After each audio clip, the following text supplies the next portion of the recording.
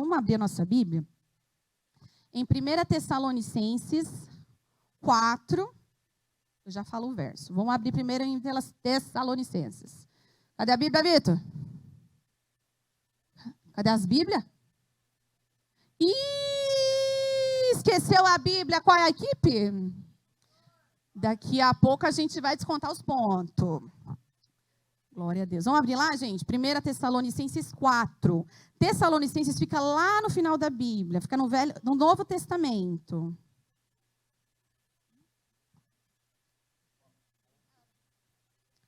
Beleza? Quem abriu, diga amém. Quem não abriu, levanta a mão. Tá, vou esperar um pouquinho mais. 1 Tessalonicenses, tem primeira e segunda, é primeira. Vamos lá, 1 Tessalonicenses. Aê, glória a Deus, gente. Vamos aplaudir a vida da Duda, que ela conseguiu achar Tessalonicenses. Bom, gente, então a gente vai ler o verso 3 ao 7. Então, é o verso 3, o verso 4, o 5, o 6 e o 7. Tudo bem? Eu vou ler aqui, capítulo 4, tá? Capítulo 4, do 3 ao 7, tá? Eu vou ler aqui na minha tradução, mas se estiver diferente, vocês podem acompanhar no telão, tá bom? Então, assim, pois a vontade de Deus é a santificação de vocês, que se abstenham da imoralidade sexual, que cada um de vocês saiba controlar o seu próprio corpo em santificação e honra, não com desejos imorais, como gentios que não conhecem a Deus. E que nessa matéria, ninguém, diga ninguém, ofenda e nem defraude o seu irmão.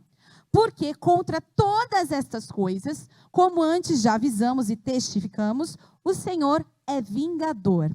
Pois Deus não nos chamou para a impureza, e sim para a santificação. Essa igreja de Tessalônica, ela era essa cidade, quer dizer, né? A cidade de Tessalônica, ela era uma cidade livre. Ela tinha um governo próprio que era submisso a Roma. E para quem não sabe, Roma era uma cidade muito, assim, com muitas influências malignas com relação à questão da imoralidade, tá? Então, a influência da cultura de Roma na cidade de Tessalônica era muito grande. E lá era normal acontecer os pecados sexuais. Por isso que quando Paulo escreve para Tessalônica, ele escreveu para que a igreja entendesse que eles precisavam mudar a cultura deles. Precisava mudar esse conceito que para eles era normal, tá? Então, a gente precisa entender hoje que o Senhor nos chama para a santidade, para que nós possamos entender que isso não é normal. Entende? Aqui, se a gente for ver o versículo, a vontade de Deus para nós é a santificação. Alguém sabe o que é ser santo? Ser separado, exatamente. Separado do quê? De tudo que desagrada a Deus, do pecado, exatamente. Só que aqui nesse versículo, olha o que é legal. Aqui, Paulo diz qual é a vontade de Deus para a nossa vida. Então, ele já dá aqui a receita do bolo para a gente entender qual é a vontade de Deus para nós, como filhos de Deus. Então, a revelação é viver em santidade, diga viver em santidade, que é ser separado do pecado, que nem alguns de vocês já disseram, certo? Outro ponto importante de viver a vontade de Deus: se afastar do pecado sexual antes do casamento, tá?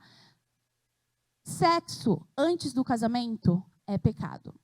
E controlar o próprio corpo. Esse é o terceiro ponto que a gente vê nesse versículo.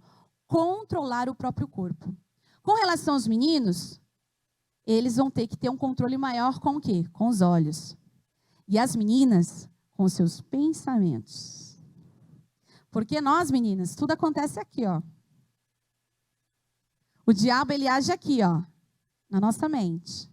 Os meninos, o diabo age nos olhos deles. Então, a gente precisa hoje começar a pedir para o Espírito Santo. Espírito Santo, a partir de hoje, eu quero viver uma vida em santidade, longe do pecado sexual antes do casamento, mas também que o teu Espírito me ajude a controlar o meu corpo, os meus sentimentos, aquilo que eu vejo e aquilo que vem até a mim. Isso também é andar em santidade, quando a gente tem essa consciência. Só que hoje a gente vai focar em um versículo específico, que é o versículo... Gabs, põe aí para nós o versículo de novo de Tessalonicenses, por favor. Aí você vai passando para mim. Pode passar? Pode passar? Pode passar. Até o 7? Ai, mas a palavra não está ali. Eu vou ler daqui, tá bom? É o que eu quero. É o 6. É o que eu quero, Gabs. É isso aí que eu quero, meu filho. Então, vamos lá.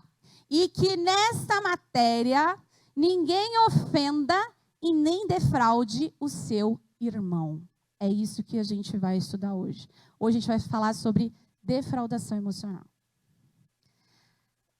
A Fábia, ela deu assim uma introdução a isso. Isso é legal porque todas as ministrações estão meio que interligadas. Muito obrigada. Estão interligadas. E a Fábia falou isso no testemunho dela, um pouquinho sobre defraudação.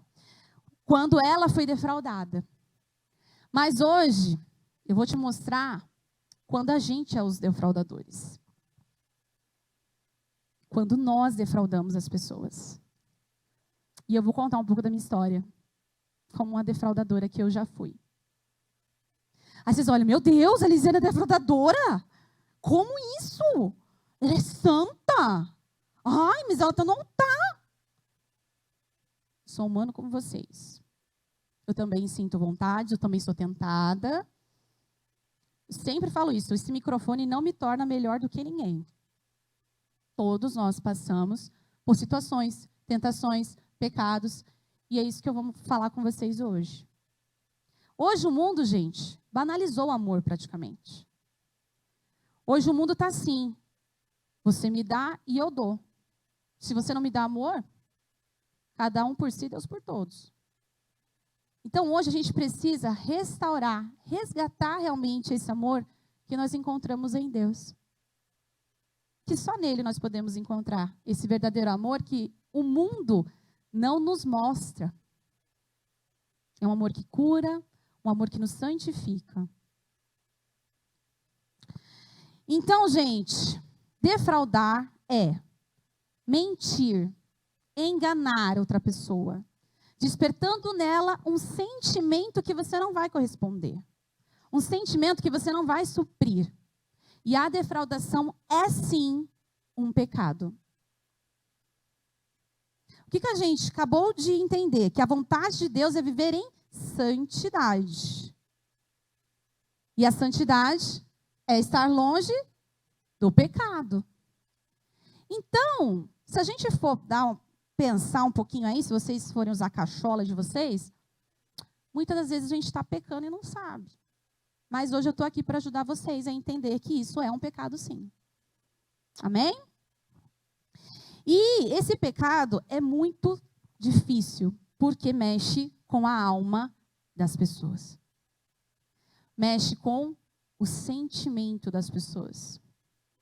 E causa feridas tremendas.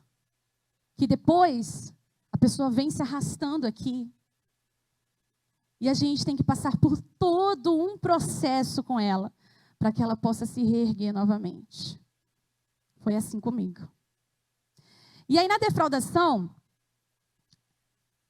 a causa para que nós possamos defraudar alguém ou receber a defraudação, tem 2 pontos que eu gostaria de dizer. Primeiro, diga, carência. Mais forte, gente, carência. A carência afetiva, ela caracteriza-se por uma dependência acima do normal de outra pessoa. O indivíduo carente sente que precisa do outro para ser feliz e sentir-se amado. Você já sentiu carência? Não precisa me responder. Vai analisando aí. Ih, eu estou carente. Ih, o calo está apertando. Eu estou carente. Segundo ponto que pode causar a defraudação. Aceitação. Sentimento de se sentir aceito pelo outro. Aceita qualquer tratamento, bom ou ruim, por medo de ficar sozinho.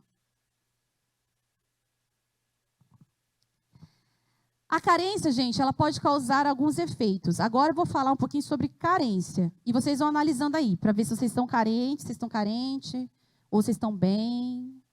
Vão analisando aí a vida de vocês. A carência pode causar excesso de busca por atenção, por cuidado, por carinho. Você busca isso das pessoas a todo custo. Pode gerar um péssimo testemunho da nossa fé, pois todos enxergam a nossa dependência nas pessoas. Então, nós não estamos sendo um testemunho vivo do Senhor, por quê? Porque nós colocamos toda a nossa fé em pessoas.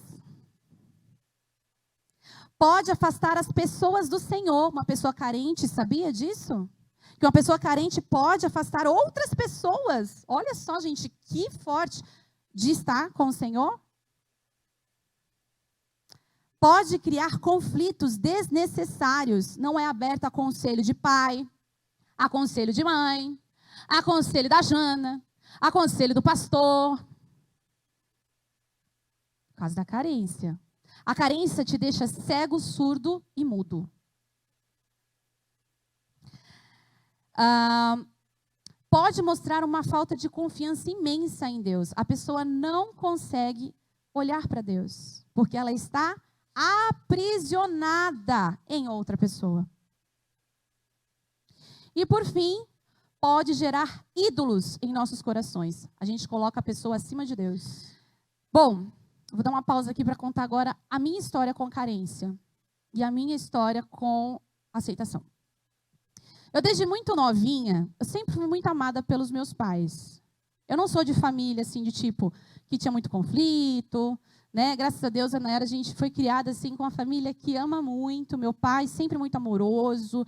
Meu pai sempre cuidou da casa, sempre foi protetor. Minha mãe também, né? Até hoje ela é protetora. Até hoje, né? Até hoje. Mas o nome de Jesus está sendo também quebrado, porque filho também... Quando cresce, a gente precisa amadurecer e seguir a nossa vida. Isso é muito importante dizer, tá? E eu sempre fui de uma família boa. Só que o que acontece? Aconteceu um fato na minha vida antes de eu realmente vir ao mundo. Meus pais me conceberam antes do casamento. Então, logo um espírito maligno de rejeição foi plantado na minha vida. E eu, quando era criança, eu não entendia algumas coisas que eu sentia. Teve um aniversário da minha irmã, linda, maravilhosa, gente. Eu amo demais essa menina. Amo demais. Mas, tipo, minha mãe tinha feito um aniversário super show, assim, né, irmã? Você lembra daquele da Cinderela? O aniversário da Cinderela. E, eita glória. E era um aniversário super lindo. Minha mãe era daquela, sabe? Festa 3 dias. Coisa de baiano, né? Coisa de baiano, né, mano? Festa de 3 dias. E, enfim, ela fez uma festa de aniversário super lindo, assim, pra Nayara. Super top, né, irmã? Foi o aniversário mais top que ela teve. Só que o que aconteceu comigo? Eu comecei a sentir de tipo assim, nossa, é tudo pra ela. Eu tive esse sentimento. Nossa, é tudo para ela. Nossa, estão dando presente para ela e não estão dando presente para mim. E eu lembro, eu não sei se a Nara lembra, acho que não, mas eu lembro que nessa festa de aniversário, eu me escondi embaixo da mesa do bolo para chorar. Eu não lembro, porque ela estava recém presente. Mas aquilo foi marcante para mim. Porque eu me senti rejeitada. Eu me senti jogada de lado. Criança. E mesmo sendo amada pelos meus pais. Sempre. E eu fui crescendo, gente. Fui crescendo até eu chegar na escola. Ah, gente. Escola.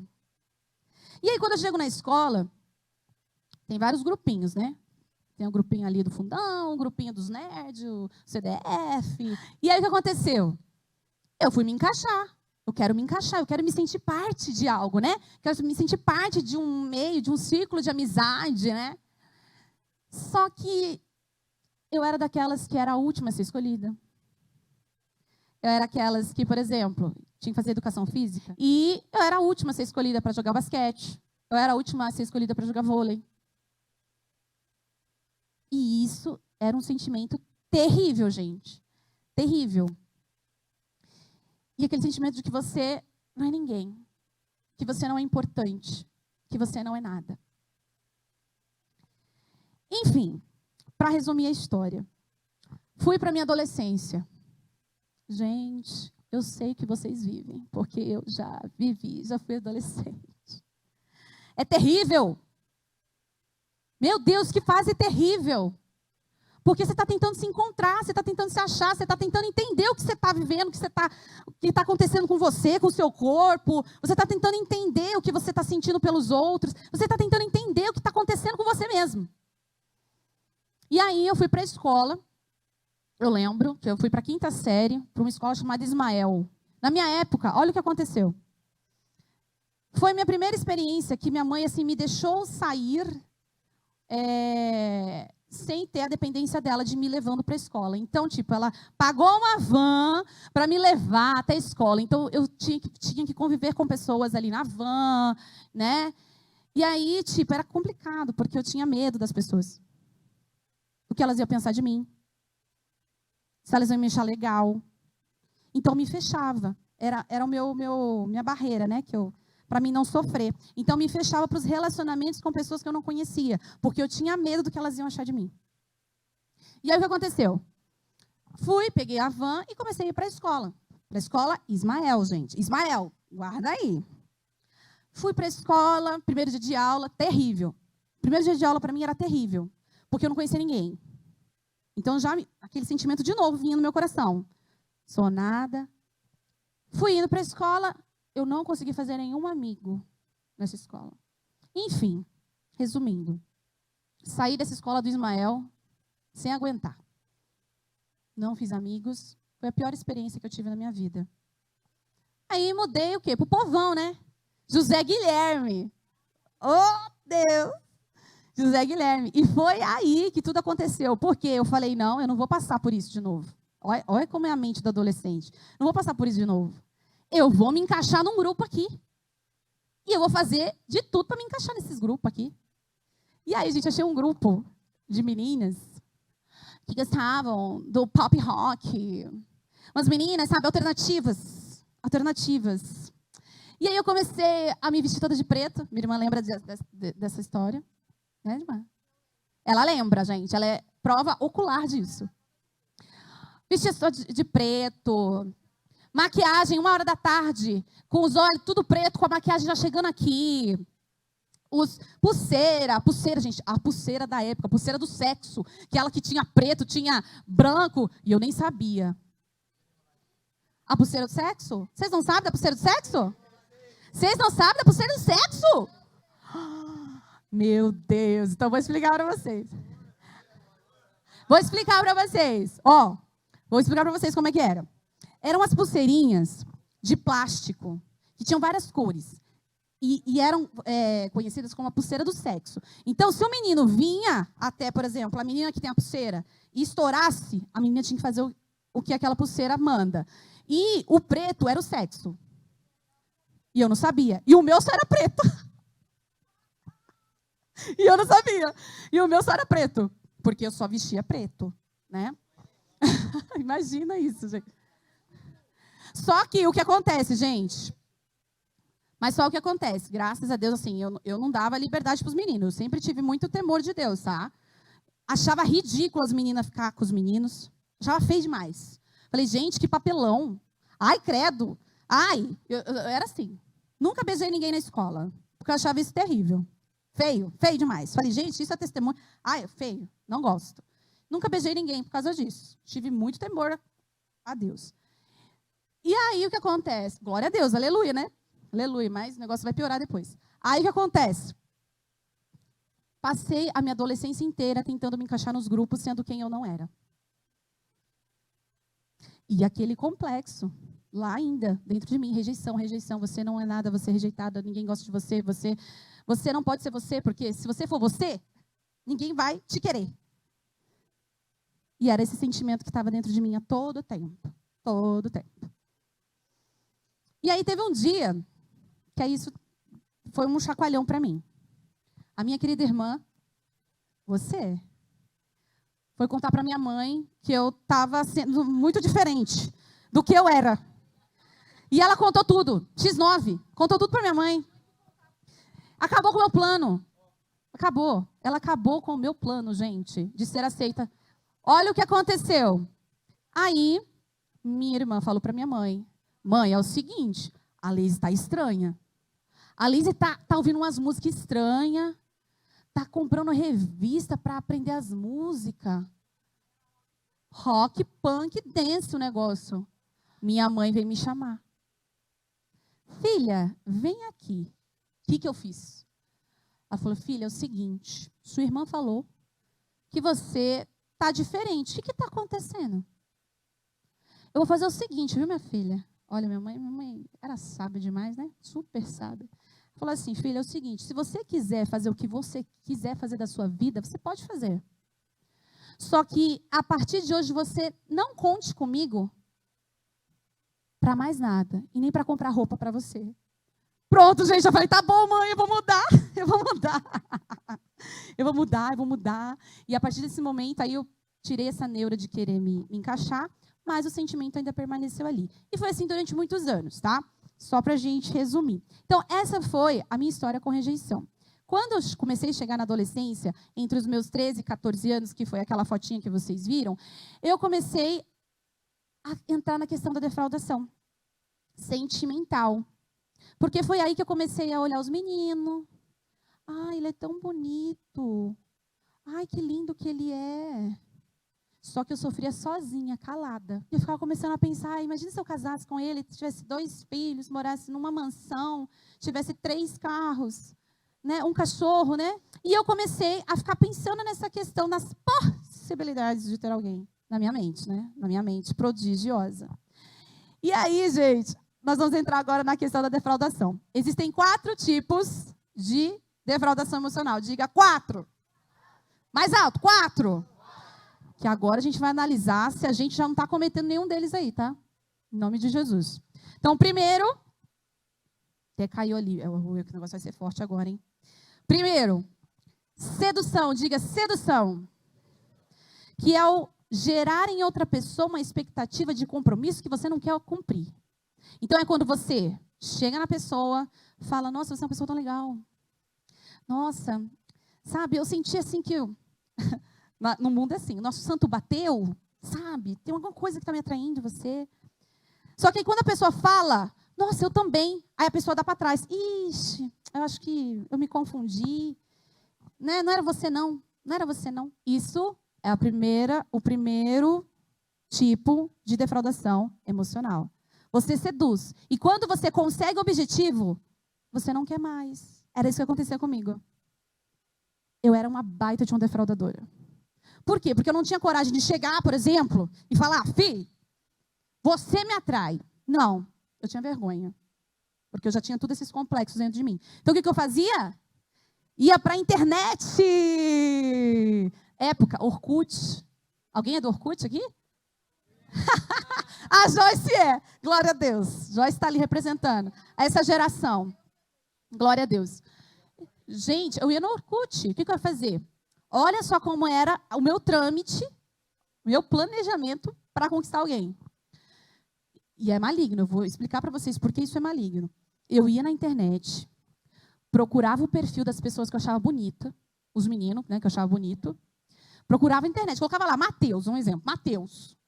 Aí vinha uma lista de vários Mateus, assim, ó. Aí eu via qual era o que eu achava bonito, seguia eles, né, adicionava eles, né, no perfil. Depois eu conversava. Oi, tudo bem? Eu vi aqui seu perfil. Nossa, você faz isso?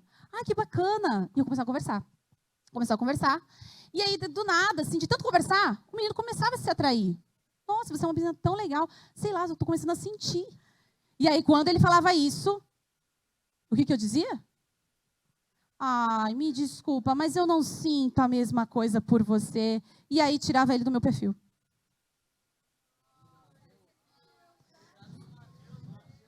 Ó, agora, um ponto importante. Para vocês verem como isso era maligno. Quando isso acontecia, eu sentia prazer de ouvir ele dizer que gostava de mim, e eu falava, não quero. Era como se eu fosse a poderosa. Tipo, eu tenho quem eu quero. E aí, aquela questão da rejeição dentro de mim melhorava. Por quê?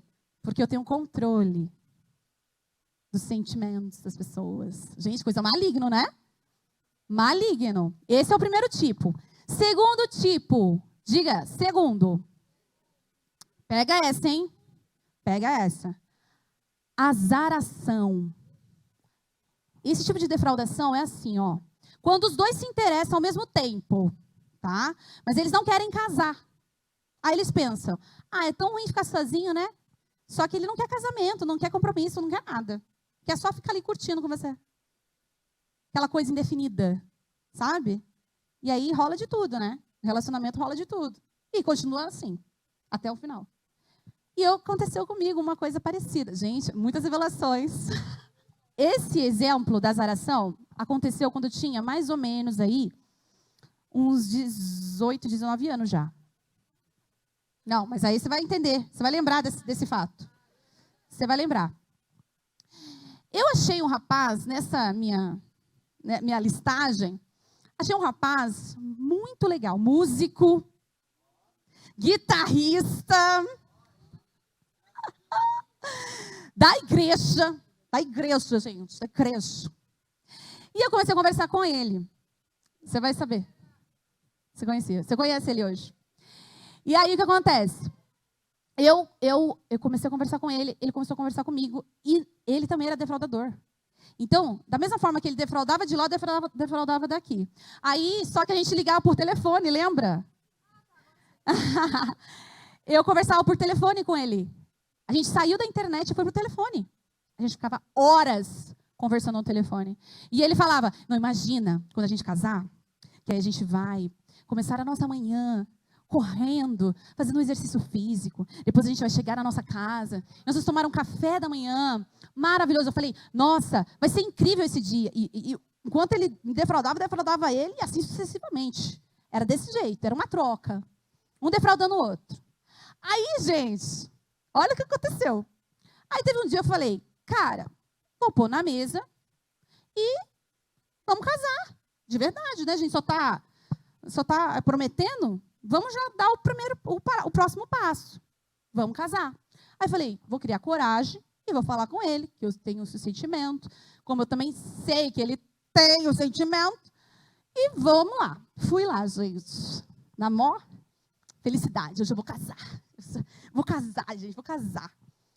Quando eu fui conversar com ele, eu falei, hoje eu preciso te contar uma coisa muito, muito, muito importante. Ele falou, eu também. Eu falei, pronto, é hoje. É hoje. Glória a Deus. Aí ficou naquela, né? Ai, fala você primeiro. Ai, não, ela vai ser primeiro. Ah, não, você. Aquela loucura, né? Aí, olha só, gente, o que aconteceu. Falei, tá bom. Então, fala você primeiro. Aí ele falou. Olha o que ele falou, gente. Então, é uma coisa muito importante que eu acho que você precisa saber. Você tem que ser a primeira a saber disso. Falei, tá bom, então me conta. Você não acredita. Mas eu encontrei a mulher da minha vida. Eu falei, sério? A mulher da sua vida?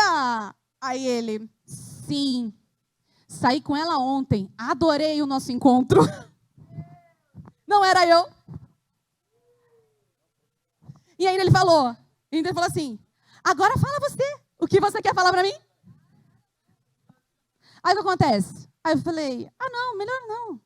Vai, me conta, porque eu já te contei, né? Aquela coisa, né? Aquela manipulação doida. Aí eu falei, tá, eu vou falar então. É que eu ia falar que eu estava sentindo algo por você, mas se você já tem uma pessoa, então tudo bem. Gente, eu saí dilacerada. Hoje eu já pedi perdão para ele a respeito disso, mas também não converso mais. A Nayara conhece, sabe quem é. Hoje, coitado, está até desviado. Mas foi o tipo de azaração. Também. Entende? Vamos para o terceiro agora. Que o terceiro, esse aqui é polêmico. Fala, terceiro. Terceiro tipo de defraudação. Cupido. Cupido. Isso acontece quando parte de uma pessoa de fora que não tem nada a ver e interfere. Então, é o famoso empurrãozinho. Né?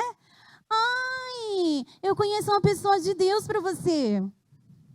Ai, sabe, mano, é tão bonitinho. Ele ora 3 horas por dia. O que você acha? Vamos lá conversar com ele. Vamos lá. E aí, gente, esse tipo aqui é muito comum. Na escola, na igreja, aonde a gente convive com pessoas. Isso pode acontecer. Mas eu quero dizer aqui para vocês hoje. Ó, presta atenção.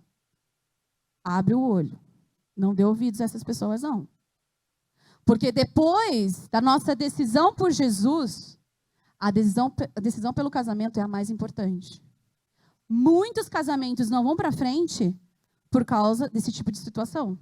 Depois de um tempo, assim, eu vivi um tempo muito lindo com Deus, assim. Eu falei, Deus, ó, entrego tudo, já tem que correr da defraudação, porque isso é um espírito que fica sempre rondando. Então, eu digo para vocês que eu luto com isso todos os dias, para mim não voltar a fazer esse pecado, né?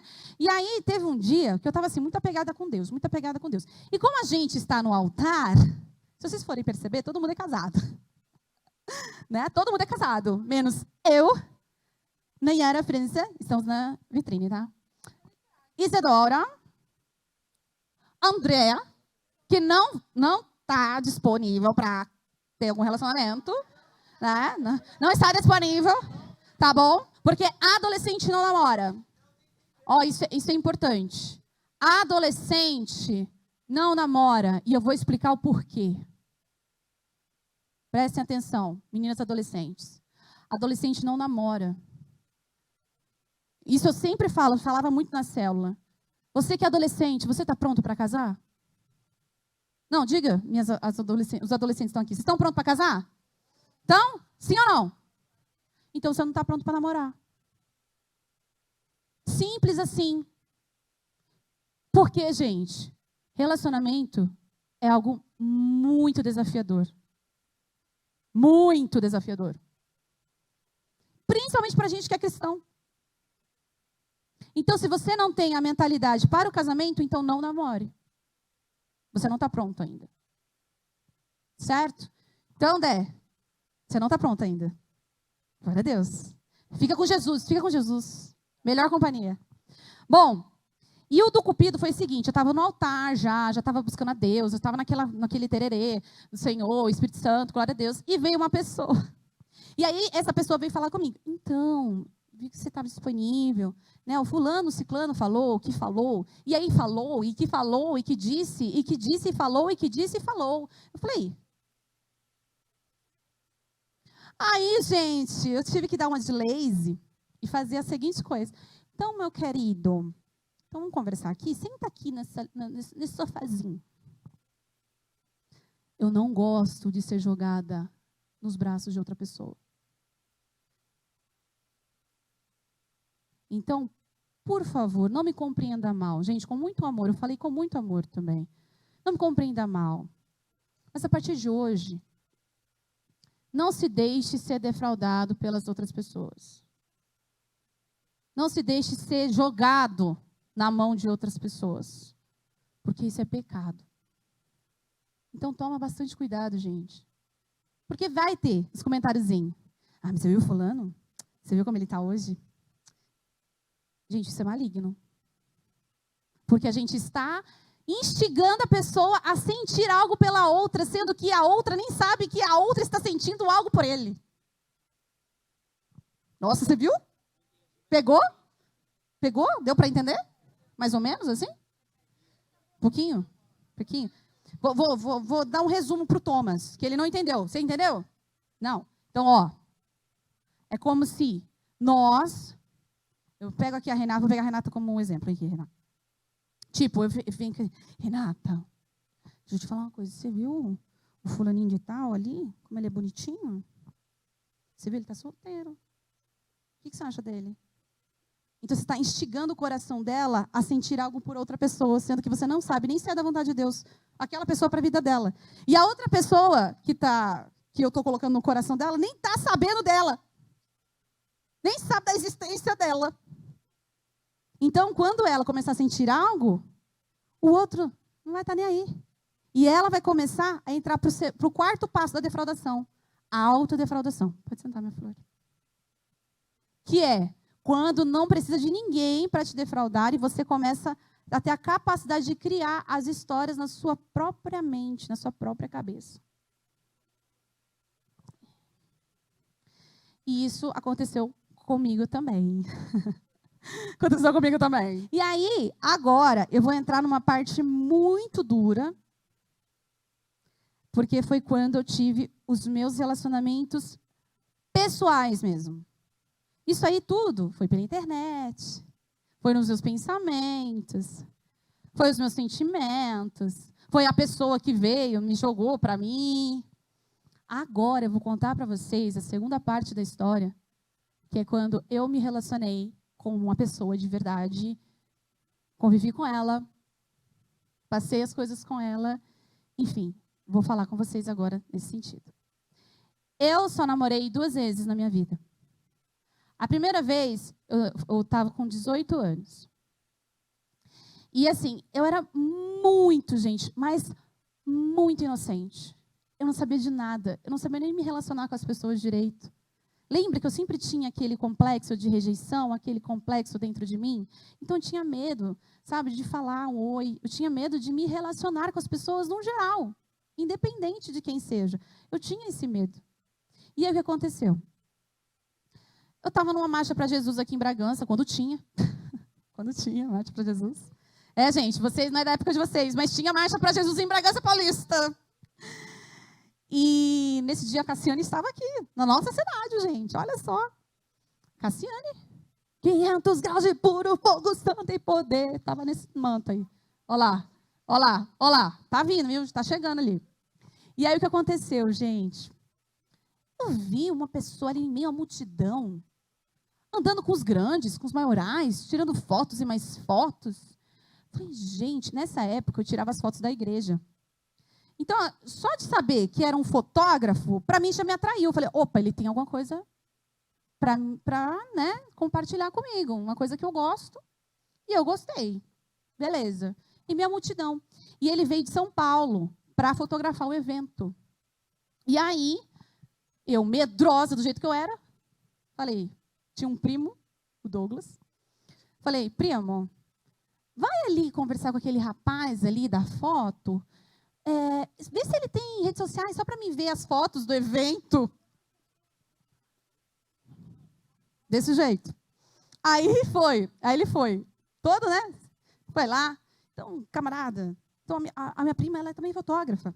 Ela gosta de fotos. E ela quer saber as fotos do evento. Onde que você vai postar, né? Ele falou, olha, eu tenho o meu Facebook. Já era o Facebook. Tem um Facebook e tenho esse site. Aí ela vai conseguir ver as fotos. Aí ele, tudo bem. Aí me passou o contatinho. Eu não vi a hora de chegar em casa. Ligar o computador, pá! E adicionar o rapaz, o camarada. E foi o que eu fiz. Saí do evento correndo, com aquele contatinho no bolso. Falei, é hoje. A defraudação correndo solta aqui dentro de mim, né? Dos meus pensamentos. Fritando. Aí, cheguei em casa, liguei o computador, adicionei ele. E falei, olá, tudo bem? Deixei lá. Fui dormir. Resumindo a história, depois de 3 dias, nós já estávamos namorando.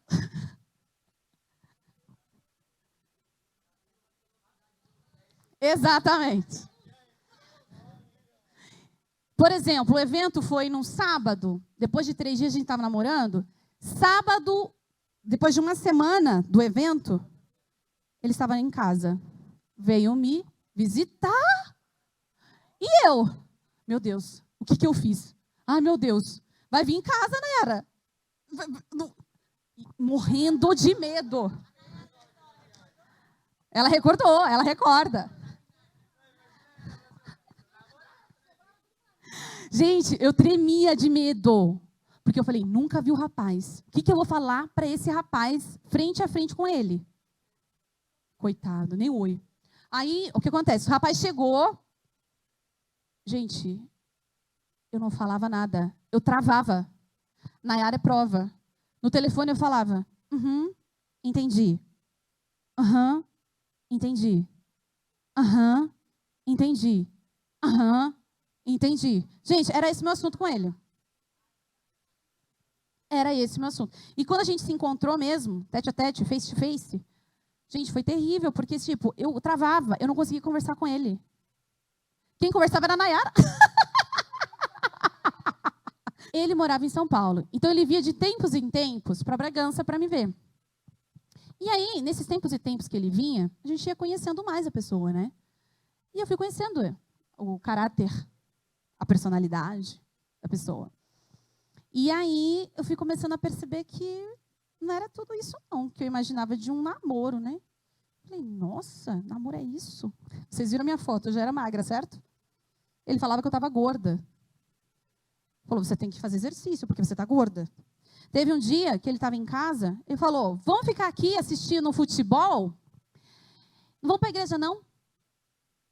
Mas naquela concepção não era assim, gente. Lembra que quando a gente está carente, a gente precisa de atenção, a gente precisa de aceitação. Então, para mim, eu estava disposta a tudo para não perder um relacionamento. Porque todo mundo à minha volta estava namorando, menos eu. Aí agora, naquela época, eu estava namorando, né? Mas, enfim, o que aconteceu? Nós terminamos o relacionamento, meio conturbado, esse termo assim, foi conturbado. Mas depois de 3 dias, ele voltou a conversar comigo, a gente voltou. E ele falou, nós vamos casar. Eu falei, nossa, então já é casar. Mudou, eu falei, vamos casar, vai ser algo legal. Eu falei, opa, vou casar, gente. Para quem sonhava em casamento, estava no céu, vou casar. Ele veio para a gente se noivar. A gente foi para um restaurante super legal, assim, super bonito, super caro. Fomos lá para noivar. E só na conversa ali daquela mesa, para os meus pais que estavam, para a Nayara que estava, é isso aí. Ele começava a falar assim, olha, sogra e sogro, vocês têm que entender que o mundo gira e a Lazy se vira.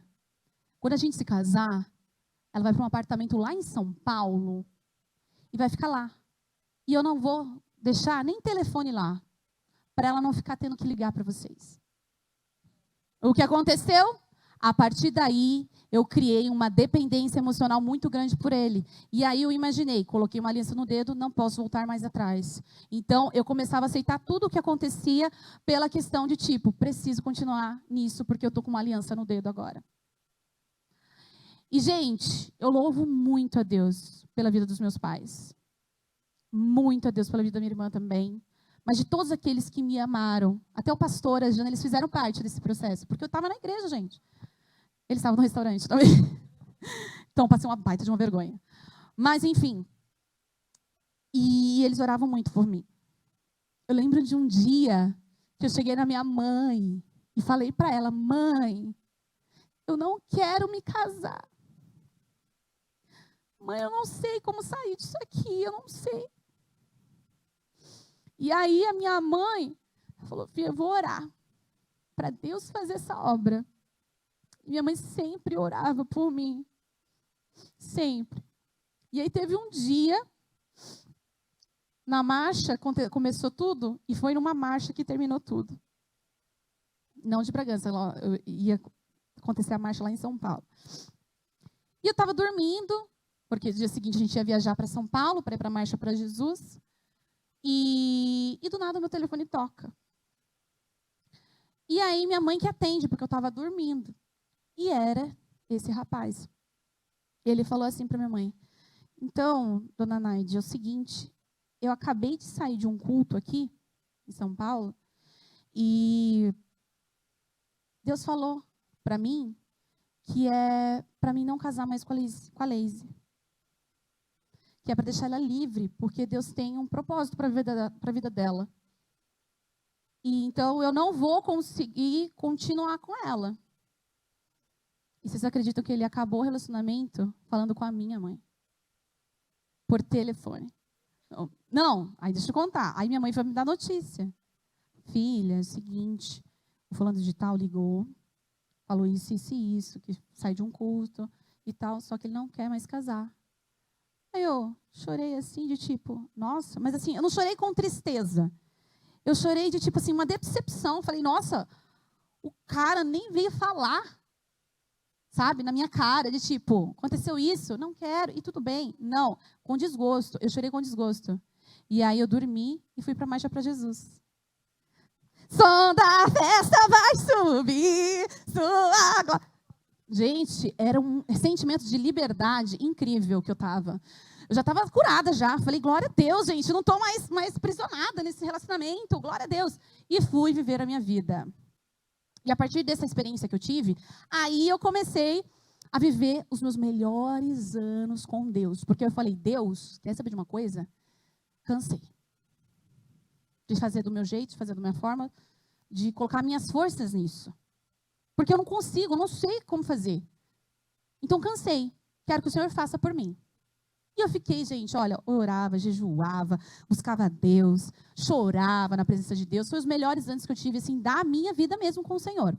Até o momento que eu completo os meus 26 anos. Estava nessa pegada com Deus, assim, ó, lá em cima, gente. Meu Deus, coisa linda. E aí chega um rapaz na nossa igreja. E esse rapaz, ele era novo convertido. Entende? Ele era novo convertido. E aí ele veio para a igreja, começou a se firmar, começou a vir todos os cultos, se batizou, né? Queria mudar, enfim. E como eu sou a secretária da igreja, todos sabem, né? Todos vocês sabem, eu trabalho aqui. Então, assim, eu tenho contato de todo mundo. E a gente estava, acho que, atualizando o contato, os membros da igreja, uma coisa desse tipo. E aí eu tive que entrar em contato com esse rapaz para me confirmar um dado que estava faltando nesse formulário. E foi aí que eu falei, olha, tudo bem, aqui eu sou a Lisiane, sou da Igreja Fé Cristã, então eu estou precisando de uns dados aqui para os membros novos, né, que se batizaram. Você pode me passar esses dados aqui? Ele me passou. E foi a partir daí que a gente começou a conversar. Conversa sobre tudo, conversa sobre Deus, né? Ele queria saber mais de Deus. Glória a Deus por isso. Aleluia. Glória a Deus. E aí o que aconteceu? A gente começou a namorar. Só que o que acontece? Ele era um defraudador. Porque ao mesmo tempo que ele estava comigo, ele jogava a setinha para todas as meninas. E passou-se o tempo, a gente namorou. Ele falou, vamos casar. Falei, glória a Deus, porque a gente que é do altar, gente, vocês que, são que têm ministério, a gente tem que entender que nós não podemos ficar namorando muito tempo. A gente dá ainda o adendo da Joyce, mas eles tinham a santidade, eles tinham esse temor de Deus. Mas nem sempre, para todos, isso funciona. E aí, eu falei, vamos casar então, porque eu estou do altar, então a gente precisa fazer as coisas certas, para a gente poder ser abençoado por Deus. E aí nós noivamos. Bom, noivamos. Gente, eu não sei o que acontece. É noivar que o negócio piora. E foi o que aconteceu. A gente noivou e ele começou a mostrar uma outra pessoa que eu não conhecia. Totalmente diferente. Só que eu ainda muito dependente emocional. E aí o que aconteceu? Eu continuei com ele, mesmo tendo problemas, mesmo tendo situações. Eu falei, faz parte de um relacionamento. Eu imaginava isso, acho que faz parte da gente poder...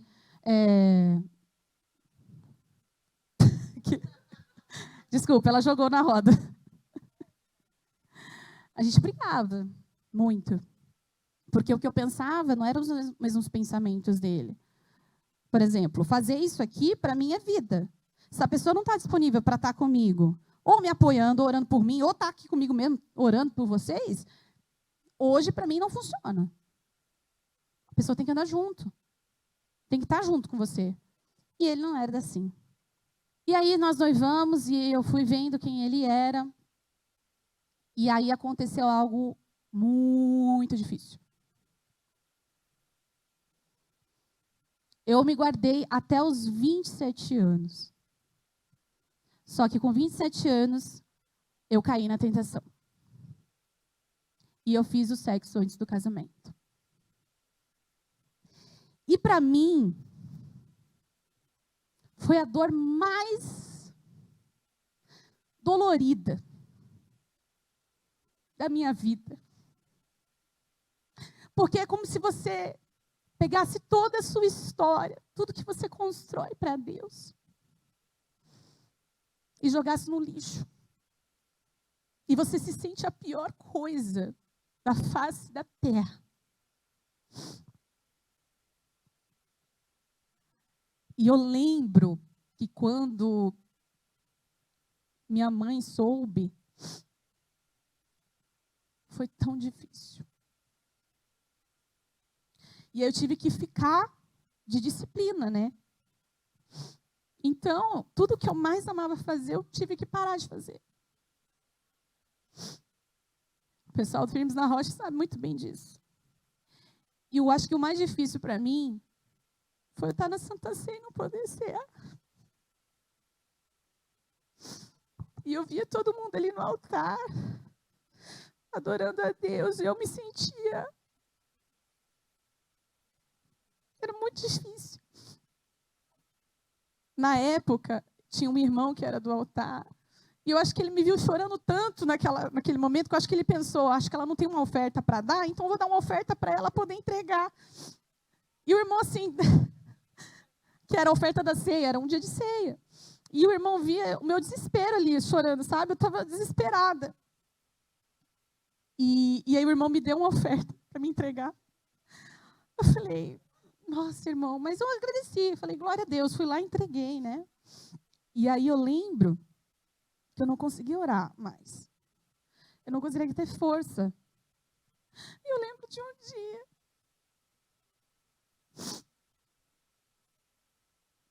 que eu falei, Deus, acho que não é para mim viver mais.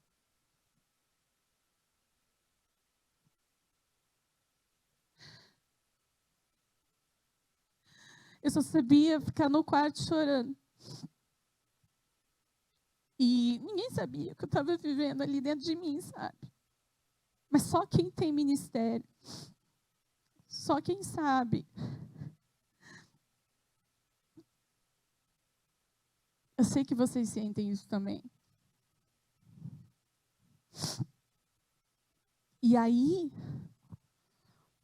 eu era muito envergonhada, sabe? E eu lembro de um dia, eu ia pôr esse vídeo aqui para vocês. Mas eu falei, vou falar, para a gente não ficar...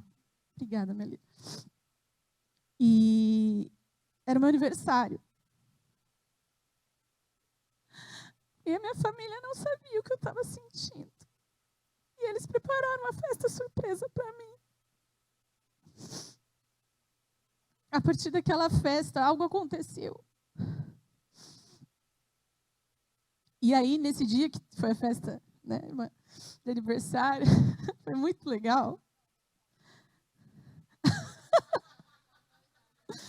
E foi muito... Não, foi legal, porque assim, eles pensaram em tudo. Eles colocaram K-pop lá, gente.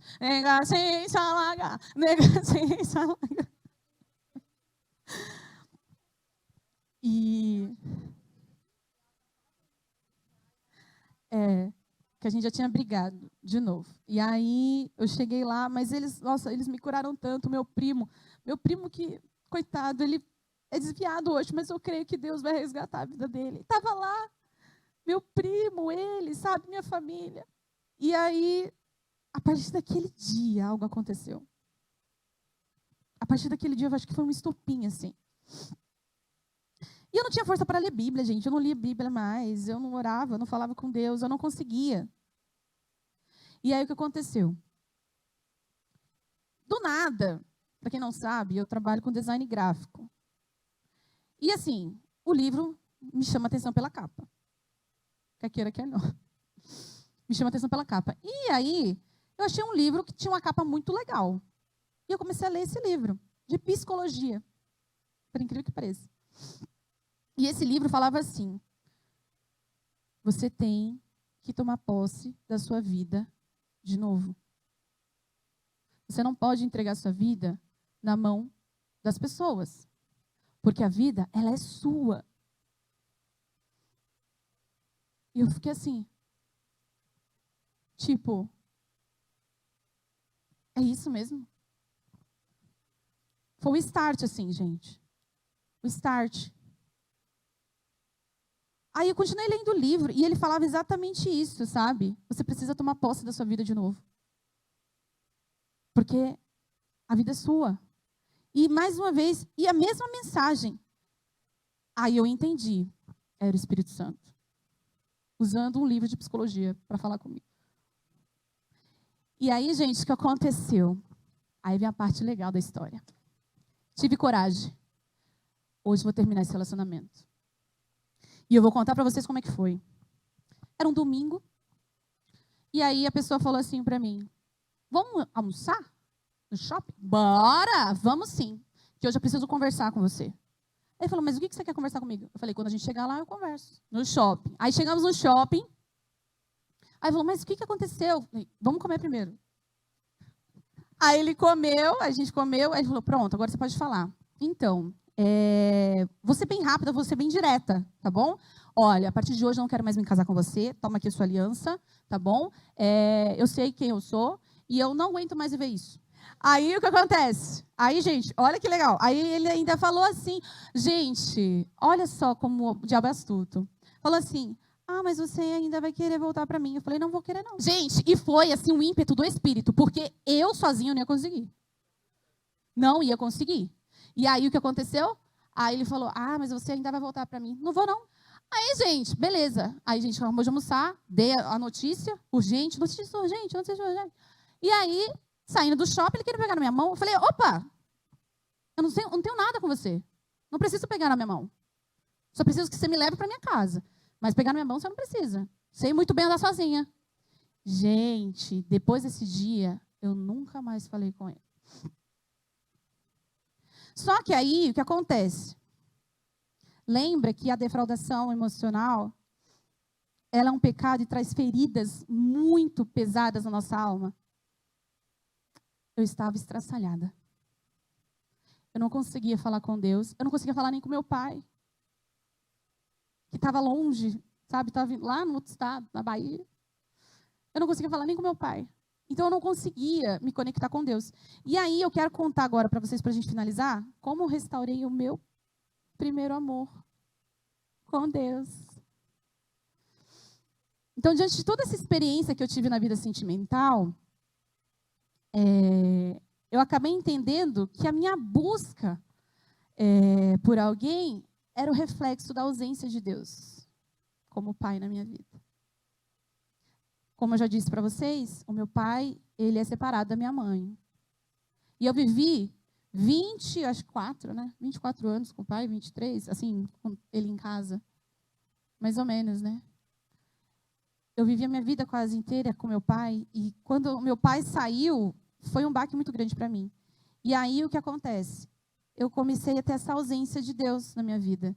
E aí o que aconteceu? A primeira coisa que aconteceu para que acontecesse esse relacionamento, essa restauração do relacionamento, foi ter saudades de Deus.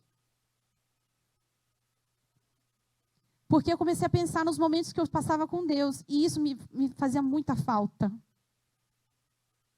Então, isso me ajudou bastante nesse processo. Depois, uma outra parte dessa cura que foi acontecendo comigo, foi a questão de eu voltar à minha inocência. Voltar à inocência não é você ir para a imaturidade, voltar a ser uma criança na fé.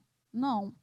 É de não ser julgado pelo nosso pecado e da gente entender que Deus tem restauração para a gente. Então, você ter essa certeza de que, independente do que você escolheu para a sua vida, Deus sempre tem um recomeço para você. E Ele quer te levar para um lugar onde você entenda que você vai entregar para Ele algo verdadeiro e sincero, algo inocente. Uma criança é assim. Se a gente for pegar o Tobias, né? Ele é inocente, ele é sincero. Então, quando ele entrega com o coração. Quando ele abraça com o coração. Então, o convite para Deus hoje é que nós nos entreguemos a Deus e voltemos a essa essência de sermos verdadeiros com Ele, de sermos sinceros com Ele, de termos essa sinceridade de poder entregar algo verdadeiro do nosso coração. Porque até aquele ponto eu entregava só uma lasquinha da minha unha para Deus. E para mim já estava ótimo. Na verdade, Deus quer a gente por inteiro. Um outro processo que eu tive que passar foi voltar a me amar. Quando eu estava nesse relacionamento, eu não conseguia me arrumar. Eu não conseguia, sabe? Eu me olhava no espelho, eu não conseguia me ver assim. E também acreditar no amor. É difícil, gente, no mundo que a gente vive é difícil. Mas quando nós nos encontramos com o amor de Jesus, tudo é possível. Depois, um outro processo, aceitar a minha humanidade. E entender que eu não preciso ser perfeita, mas que eu estou em construção para algo duradouro. Eu estou aqui como uma forma de dizer para vocês, gente, não vai por esse caminho, porque eu fui e olha só o que aconteceu comigo. Mas a decisão e a escolha é de vocês. Se vocês querem ir para esse caminho mesmo, e passar por isso que eu vivi, é uma escolha de vocês. Esse passo que eu vou falar agora, foi um passo que aconteceu recentemente comigo. É entrega total para Deus. As nossas vontades de casar, nossa vontade de ter relacionamento. Isso aconteceu recentemente comigo. Há um tempo atrás, eu comecei a sentir aquele sentimento da defraudação de novo. E acreditar que existia alguém para mim de novo, toda aquela história. E eu estava num culto de domingo, sentada ali. E Deus falou, o pastor estava pregando, e uma voz no meu ouvido falou assim, entrega essa pessoa. Entrega essa pessoa. Falei, entrega essa pessoa. E eu fiquei lá, de boa. Aí veio segunda-feira, entrega essa pessoa. E aí, do nada, eu vim orar no jardim de oração, ali na hora do almoço. E eu gritei para Deus, eu não quero entregar a Deus. Comecei a chorar, desesperada. E o Espírito Santo de Deus, com muito amor, me acalmou. E eu falei, tá bom, Deus, só me ajuda porque é difícil entregar. Eu sei que para vocês são adolescentes. Vocês já falaram para mim que vocês não estão prontos para casar, então vocês não estão prontos para namorar. Mas quando a gente chega a uma certa idade, eu vou fazer 30 anos. Eu quero ter uma família. Mas o que é que a gente aprendeu aqui? A gente precisa correr desse pecado que mexe com a nossa alma, com os nossos sentimentos. Então, isso é uma guerra constante. É uma guerra constante para nós, né, meninas, que estamos solteiras ainda. Porque nós queremos deixar uma geração, a gente quer criar família. Então, a gente está numa luta constante contra a nossa carne, o nosso espírito. O espírito e a carne, eles lutam constantemente. Então, a gente tem um desafio aí pela frente. E aí, foi no dia que eu falei, tá bom, eu vou entregar. E eu entreguei para Deus. Foi difícil? Foi. Muito difícil, porque a gente quer fazer do nosso jeito. A gente quer fazer o trabalho de Deus. E tem uma palavra que o pastor deu e que eu levei para o meu coração. E eu gostaria que vocês levassem para a vida de vocês, a partir de hoje. Diga assim comigo, descansa, espera e confia. Vamos falar mais uma vez? Descansa, espera e confia. Salmos 37, 7. Descanse no Senhor e espere nele. Salmos 41. Esperei com paciência no Senhor e ele se inclinou para mim e ouviu o meu clamor. E 3. Salmos 125, 1. Os que confiam no Senhor são como os montes de Sião que não se pode abalar, mas permanece para sempre. Então, meu recado para você hoje, nessa área, é: descanse, espere e confie. Descanse, espere e confie. Mas mais do que isso, para fechar agora, para a gente orar. Não adianta você querer se relacionar com alguém se o seu relacionamento com Deus está cortado. Não adianta você querer entrar num relacionamento sendo que você está todo ferido. Não adianta você querer se relacionar com alguém se você ainda está machucado de um possível defraudador que passou pela sua vida.